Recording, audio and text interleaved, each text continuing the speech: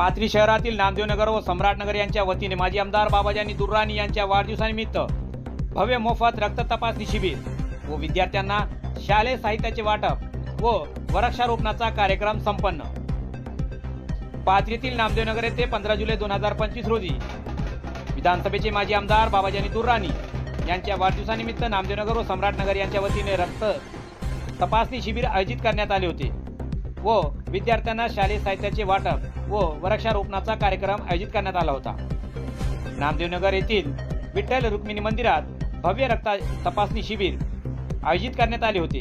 यावेळी माजी आमदार बाबाजानी दुर्राणी यांनी या शिबिरास भेट दिली व यावेळी आयोजकांच्या वतीने माजी आमदार बाबाजानी दुर्राणी यांचे भव्य स्वागत व सत्कार करण्यात आले।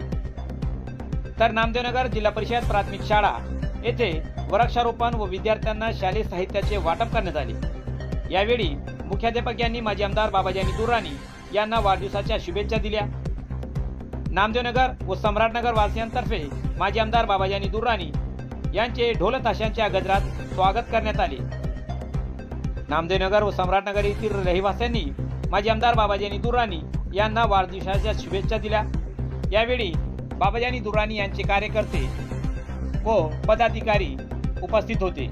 आपण पाहत आहोत YouTube channel SKF news. Salman Sayyad सोबत पाथरी।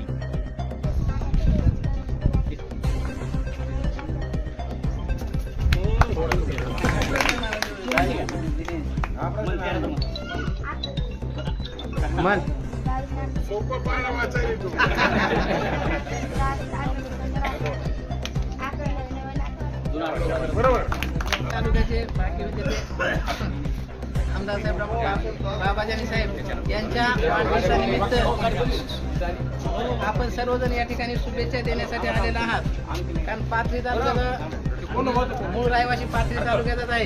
पाथरी तालुक्यामध्ये सुरुवातीला जरी यायचं असेल तर सुरुवातीला बस स्टँड सुद्धा नव्हतं। या ठिकाणी जे समोरची लाईन होती म्हणजे पाथरी तालुक्याचा विकास हा एकदम छोट्यातल्या छोट्या गावासारखा होता, परंतु आमदार साहेबांनी पाथरी तालुक्याचा खूप मोठ्या प्रमाणामध्ये विकास केलेला आहे। पाथरीचा बंधारा असेल किंवा पाथरीमधलं वेगवेगळ्या इमारती असतील, पंचायत समितीची इमारत असेल किंवा दुसऱ्याही सोयीसुविधा असतील, या आमदार साहेब यांच्या प्रयत्नातूनच झालेल्या आहेत। पाथरी तालुक्याला खूप चांगलं नेतृत्व लाभलेलं आहे। अशाच प्रकारे त्यांचं नेतृत्व आणखी पाथरी तालुक्याला लाभो आणि आपल्या सर्व तालुक्यातील लोकांचा त्यांच्या नेतृत्वाचा आपल्या तालुक्याला लाभ हो, अशीच मी या ठिकाणी त्यांना वाढदिवसाच्या प्रसंगी शुभेच्छा देतो आणि पुन्हा पुन्हा आपल्याला त्यांचा वाढदिवस साजरा करण्याचा आनंद मिळो, संधी मिळो हीच या ठिकाणी सदिच्छा व्यक्त करतो।